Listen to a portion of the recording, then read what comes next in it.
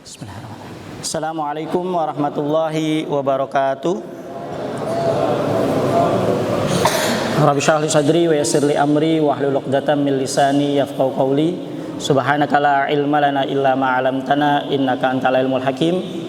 Allahumma shalli ala sayyidina Muhammad wa ala alihi wa sahbihi ajma'in, amma ba'd. Yang sama-sama kita muliakan, kita hormati para asatidz sekalian, para masyayikh, anak-anak santri yang dimuliakan Allah Subhanahu wa taala. Alhamdulillahirabbil alamin. Siang hari ini kita masih diberikan nikmat oleh Allah Subhanahu wa taala. Kita masih bisa menjalankan ibadah puasa, kita masih bisa sholat zuhur berjamaah. Sholawat beriringan salam tercurahkan kepada Nabi besar kita Nabi Muhammad sallallahu alaihi wasallam beserta keluarga serta sahabat-sahabatnya. Semoga kita termasuk umatnya yang mendapat syafaat beliau di hari kiamat. Amin amin ya rabbal alamin. Baik, jamaah yang dimuliakan Allah Subhanahu wa taala, tema kita kali ini judulnya Ramadan Syahrul Barokah ya. Jadi kalau anak-anak sekalian bisa lihat di poster depan situ ya. Ramadan Syahrul Barokah. Nah, kami biasa dulu di pesantren itu punya tradisi, ketika ingin membahas sesuatu itu kita mulai dari definisi dulu ya. Kita mulai dari secara bahasa dulu. Makanya biasa kita kami ini di pesantren sering ketika menjelaskan sesuatu apa artinya lugotan wa syar'an gitu ya. Maka kita bahas dulu apa makna dari judul tadi ya. Ramadan itu Syahrul Barokah. Nah, anak-anak sekalian yang dimuliakan Allah Subhanahu wa taala, kata Syahrul Barokah itu kalau dilihat dari segi bahasa itu bentuknya idofah. Nah, mungkin kalau bahasa Indonesia itu kata majemuk, ya. Nah, apa makna dari idofah ini? Ibnu Malik dalam Alfiyahnya itu menyatakan wanwi min aufi idza lam yasluhil ladzaka wallamu khuda. Kata Ibnu Malik dalam Alfiyahnya, jadi makna idofah itu bisa dimaknai dengan min. Apa artinya min? Dari. Atau fi. Apa artinya fi? Pada atau di. Ataupun kalau tidak bisa keduanya, maka kembali ke makna utamanya itu lam, yang artinya li atau untuk. Maka nanti kalau kita padukan, karena ini bentuknya frasa idofah ataupun kata majemuk, Syahrul Barokah, itu nanti kita bisa maknain, bisa bermakna Ramadan itu bulan dalam keberkahan, atau jika cocok, tentu ini tidak semuanya nanti cocok, Syahrun min barokah, bulan dari keberkahan, atau juga bisa dimaknai Syahrun lil barokah, bulan untuk keberkahan. Nah, itu makna idofah teman-teman semuanya, gitu ya. Tentu nanti makna ini, tiga makna tadi disesuaikan dengan narasi atau diksi yang berlaku. Nah, kita masuk kepada makna keberkahan atau kata barokah, gitu ya. Nah, mungkin teman-teman semua atau anak-anak sekalian di sini pernah ngelihat unta? Pernah ngelihat unta? Di mana? Di Ragunan. Ya. Pernah ngelihat unta lagi duduk? Ya. Nah, unta duduk, ya lagi duduk, lagi nongkrong, itu kalau dalam bahasa Arab yabrukul ibil. Nah, maka kata barokah itu berasal dari kata barokah yabruku yang artinya diam atau menetap. Maka kata keberkahan atau barokah itu berasal dari memiliki makna menetap. Nah, itu kemudian akhirnya ulama menafsirkan, ulama menjelaskan. Sini saya ambil beberapa keterangan para ulama. Yang pertama saya ambil dari dalam kitab Mufradat fi Gharibil Quran ya. Ini karangan Imam Raghib Al-Asfahani. Beliau menjelaskan kata berkah itu artinya thubutul khair ilahi fi syai', adanya kebaikan dari Allah Subhanahu wa taala pada sesuatu. Itu namanya berkah, ya. Kemudian Imam Nawawi dalam syarah Sahih Muslimnya, beliau menjelaskan wa dzakara annal barakata hiya az-ziyadah wan nama wa kathratul khair wa zuhuruhu. Yang namanya keberkahan itu az-ziyadah wan nama, bertambah, bertumbuh, berkembang, banyaknya kebaikan. Ya, itu makna apa? Keberkahan.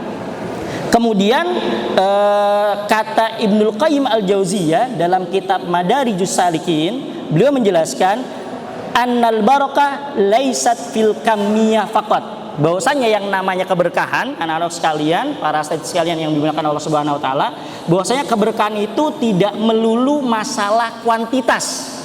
Keberkahan itu tidak selalu artinya banyak, ya. Keberkahan itu apa? Bal fi athari syai'. Tapi inti keberkahan itu ada pada dampak sesuatu, ya. Maka di sini dijelaskan fal qalil qad yakunu mubarakan fayakfi. Sesuatu yang sedikit jika ternyata berkah maka akan cukup. Sebaliknya, sesuatu yang banyak ternyata tidak ada keberkahannya maka tidak akan cukup. Nah, maka itu makna keberkahan. Secara garis besar, maka arti keberkahan ini adalah kebaikan-kebaikan yang Allah turunkan untuk umat manusia.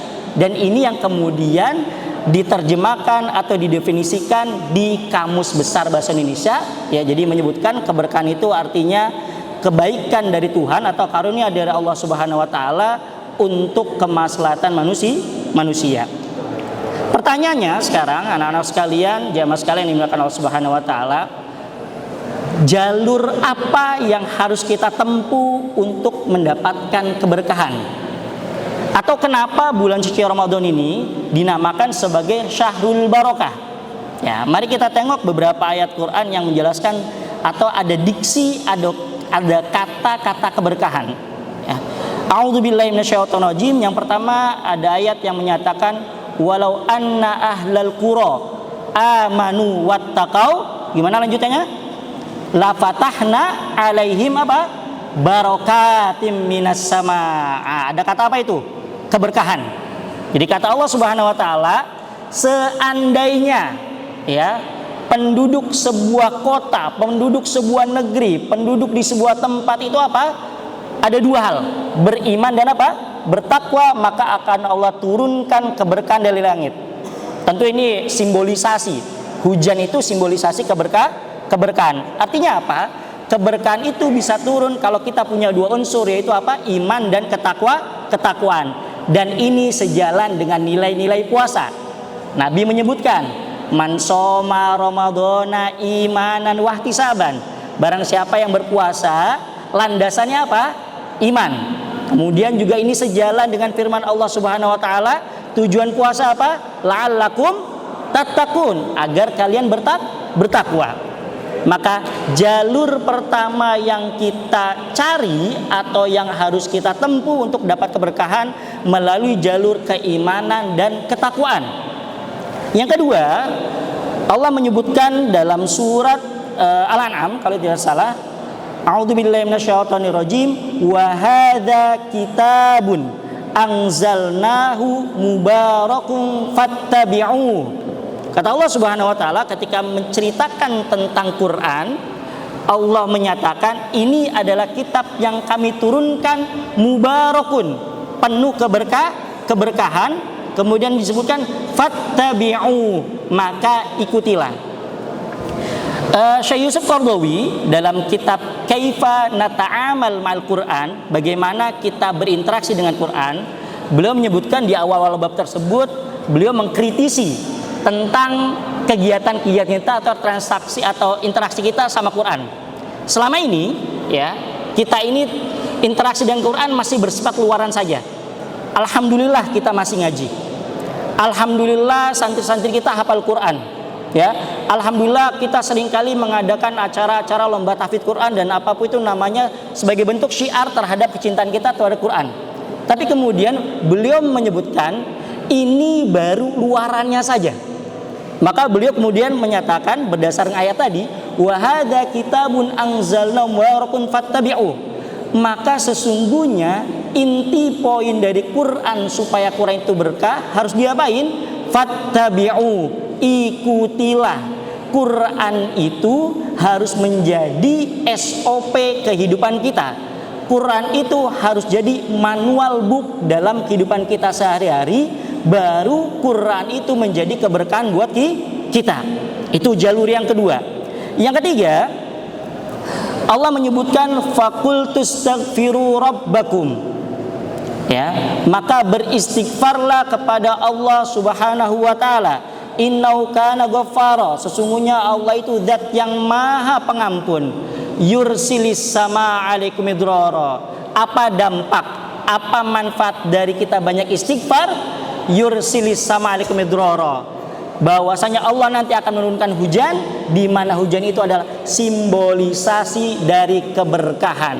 Maka jalur yang ketiga supaya kita dapat keberkahan melalui jalur banyak-banyak istighfar.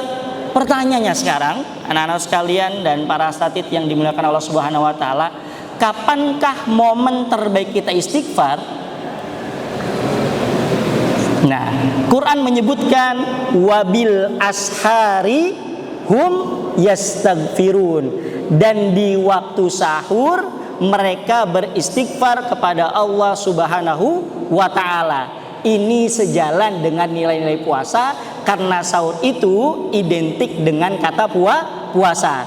Itulah kenapa kemudian Nabi mengingatkan kita dalam Sahih Bukhari, tasaharu fa inna fis sahuri barokah. Ayo sahur, karena sahur itu ada keberkahan. Situ bisa sebutkan makanannya berkah, momennya berkah. Maka isi waktu sahur itu dengan banyak-banyak melakukan istighfar. Nah, itu mungkin jamaah sekalian yang dimuliakan Allah Subhanahu wa taala. Semoga bermanfaat. Hadanallahu iyyakum ajmain. Allahumma la tahrimnal khaira ma indaka li syarri ma indana. Assalamualaikum warahmatullahi wabarakatuh.